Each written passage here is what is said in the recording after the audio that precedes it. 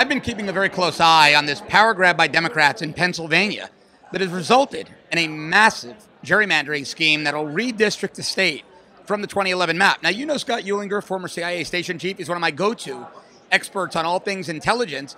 He also is a congressional candidate in Pennsylvania. Now, I used to introduce him as a candidate in Pennsylvania's 15th congressional district, but right now we really don't know where Scott is going to be a candidate because the case is resting with Justice Alito, I believe. That's right, even as we speak, exactly. In the United States Supreme Court. So, Scott, we discussed this. So the situation in Pennsylvania, for the audience members that don't understand, we have a map that was drawn in 2011. That's right. Based on the 2010 census. That's right.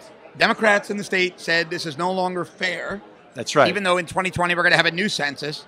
Presumably because they wanted to pick up seats in the midterms. That's right. They wanted to redistrict to where it was more democratic.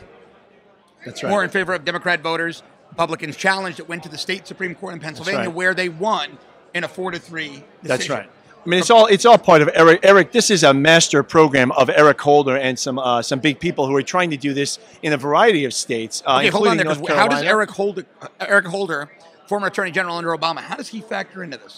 I don't know. I don't have the exact facts. However, he is one of the leading faces of this movement to bring lawsuits in almost every single state having to do with gerrymandering. So he's one of the attorneys. Yes, and he's one of the advisors of a larger movement that's dedicated to doing this in a variety of states. Which means that if this is successful in Pennsylvania, stay tuned, folks, because it could wind up happening in your state as well. So the Obama administration, when conservatives say that the Obama administration is still trying to control politics in the United States. That's right. That's not hyperbole.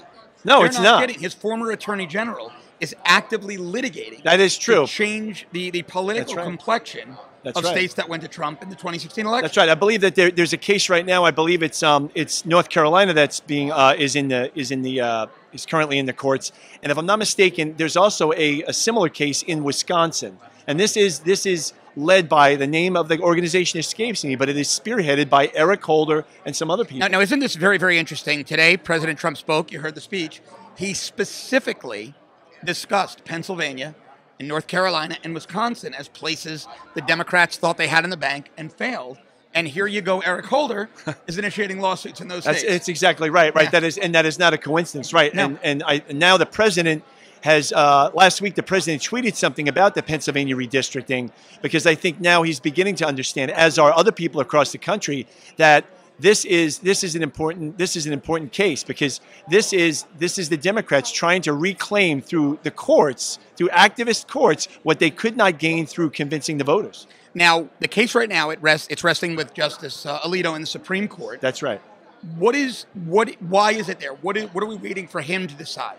Justice Alito, I guess, is the point man for deciding very short notice cases that must be dealt with very quickly. And given the fact that petition signing must occur actually by next week, we really are very much running out of time. Now, when you say petition signing, in what context? What are these petitions for? Petition signing is something that candidates across the United States must do if they're seeking election. Okay. If you're running for Congress in any state, you must get 1,000 signatures of people within your district that sign basically certifying you as a candidate. We want this guy, this girl as a candidate. That's right. Doesn't mean you have to vote for him, but you're giving your signature. It takes a little time. Electoral signature petitions. That's right. And those are next Tuesday. That's right. So Justice Alito's clock is ticking. Very much so. I mean, in fact, I would almost expect 4 days. I would almost expect a ruling by Alito at the end of today. I was actually expecting it, because I know he was given it maybe yesterday afternoon. And now what he's we really are down to the wire. Now, correct me if I'm wrong, but what Justice Alito's looking at is the map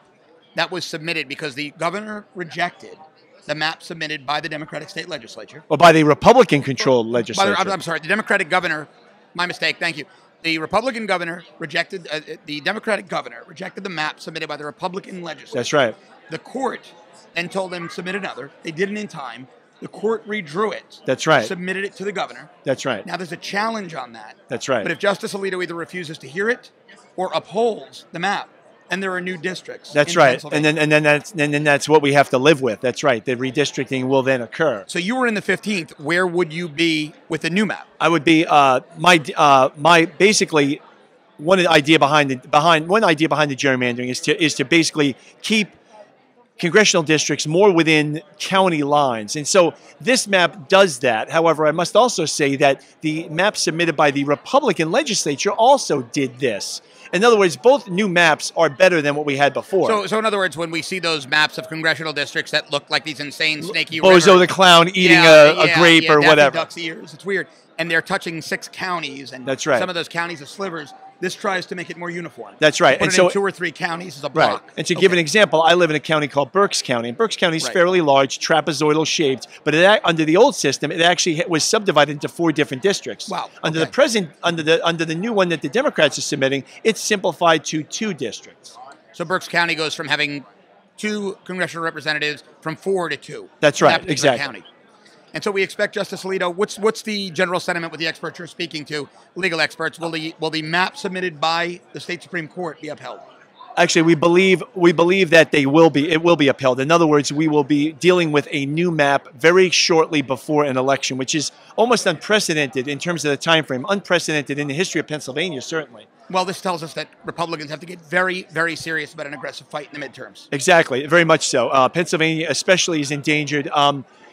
Pennsylvania has 18 congressmen, and for 13, there is currently 13 Republicans and 5 Democrats, and it's projected that perhaps we could lose perhaps up to 2 seats in a new election, in the present new districts.